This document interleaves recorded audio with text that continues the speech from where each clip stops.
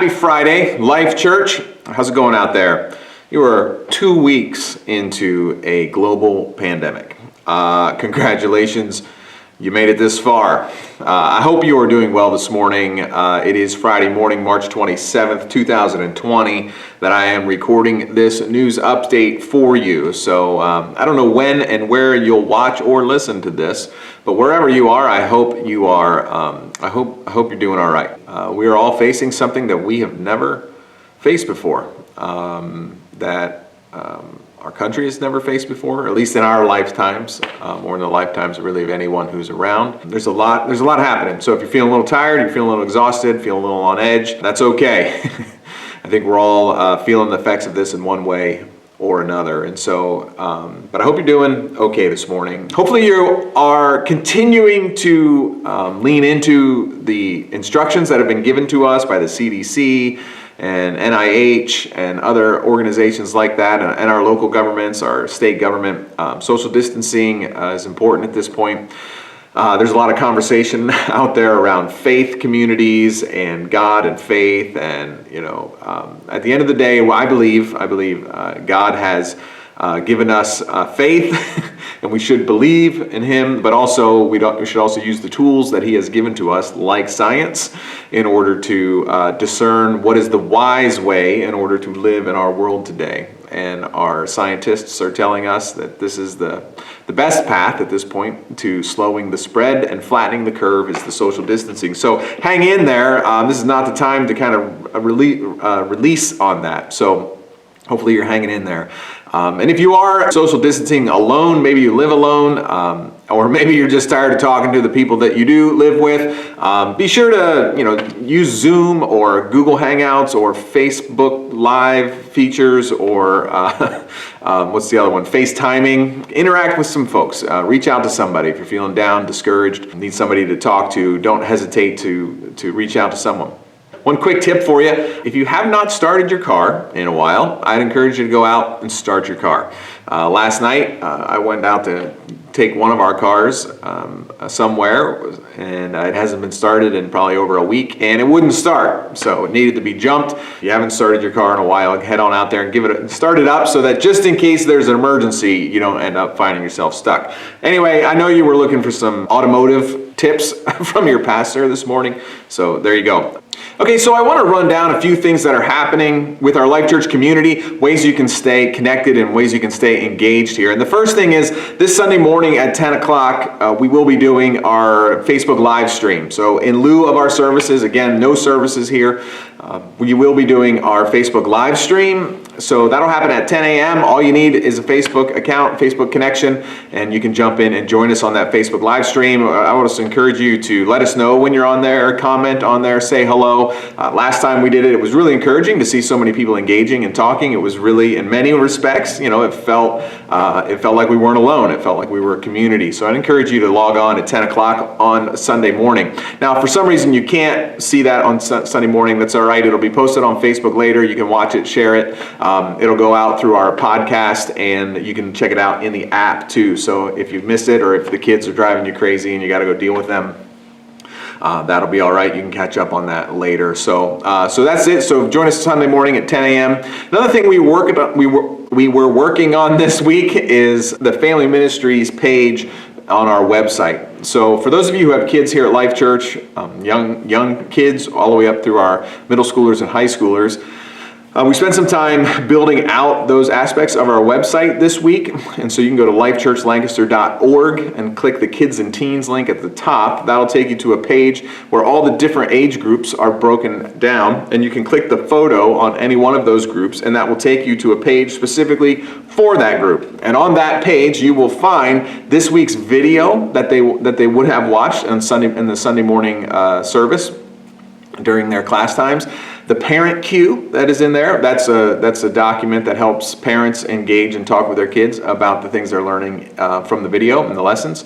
And for most of those groups, they'll also find a Facebook link, a link that clicks you to a specific group for that age group that we created on our Facebook page.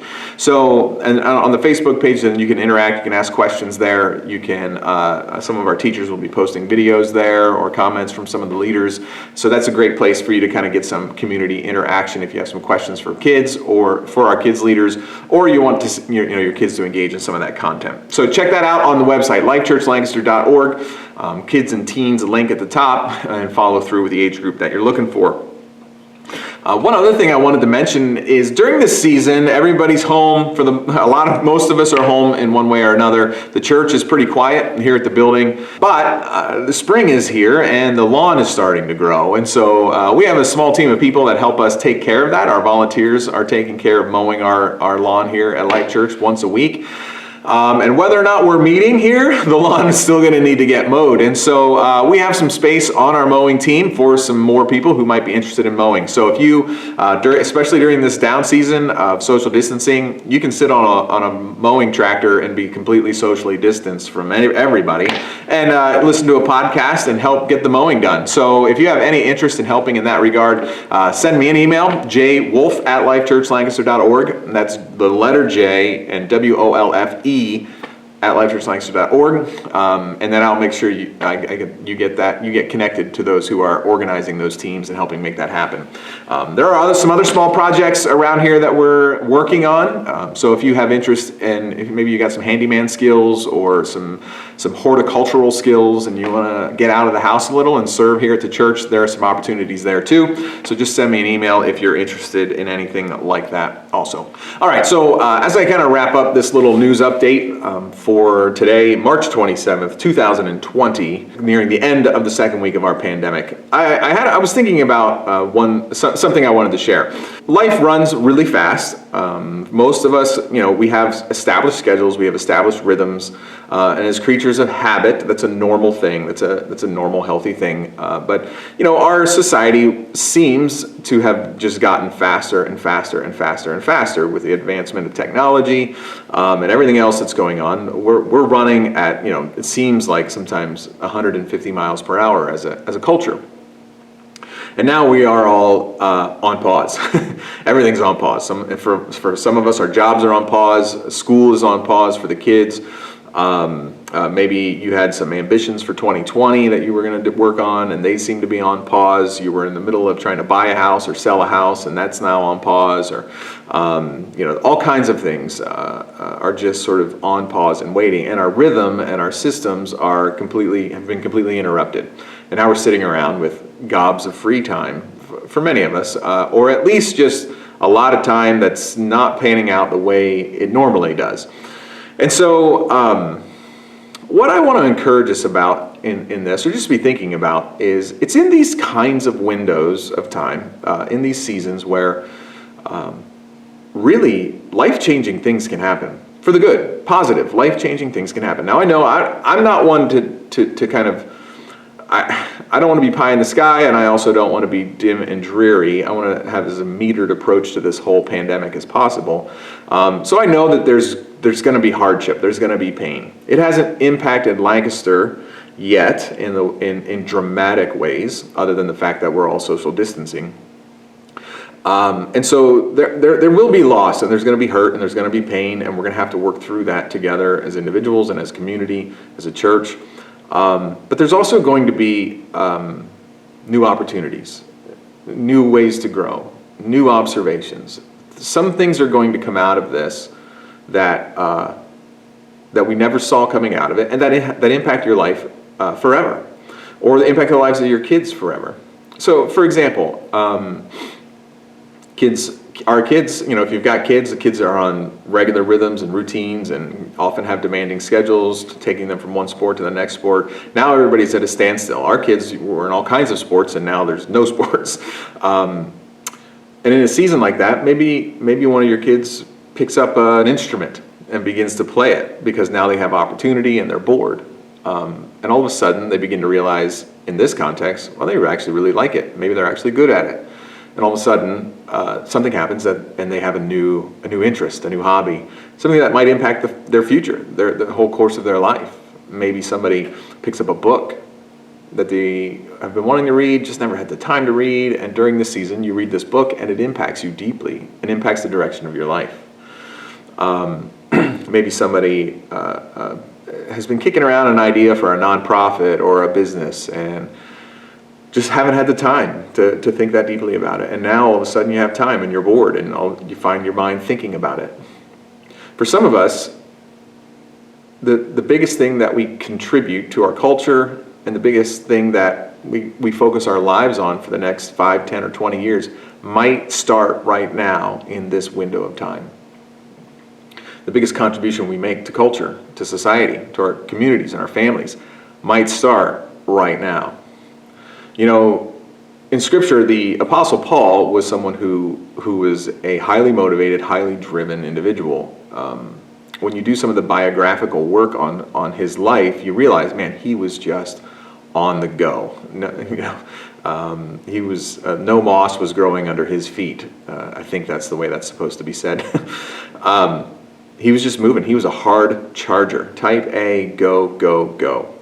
And there are a couple of seasons of his life where he's thrown in prison for 2 years at a time. He sits in a prison for 2 years on one occasion and for 2 years on another occasion. That's 4 years of his life cooped up in a prison.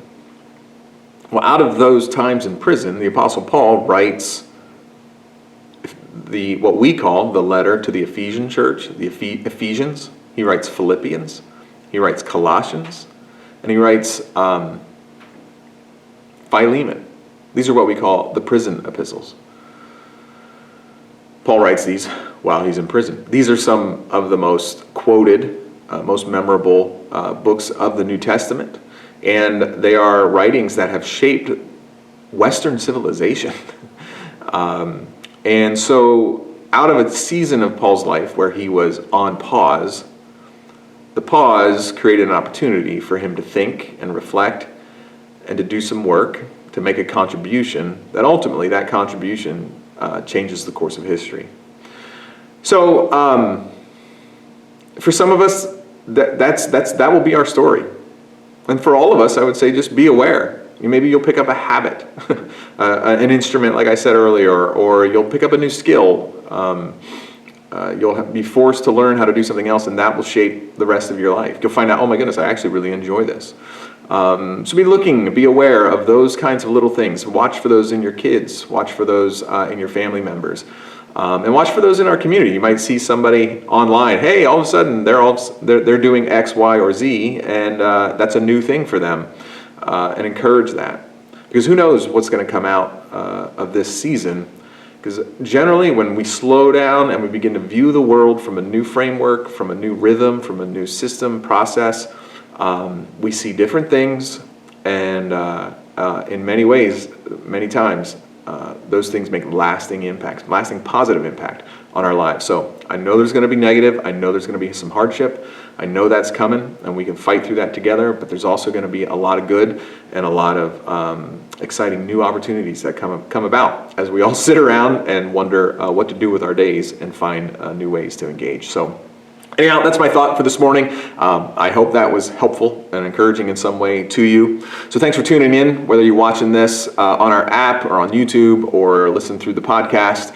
Thanks for tuning in. Remember to download our app, stay engaged with our app, jump on our Facebook page, engage there. I want to see you Sunday morning. I want to see you making some comments on Sunday morning, letting us know you're there. Facebook Live, 10 a.m. Don't forget to check out the Kids City part of our website and get connected there. And lastly, if you're interested in mowing or helping out with some other things around here, give us an email, give us a shout out, jwolf@lifechurchlancaster.org. So thanks for tuning in, and until next time, Godspeed.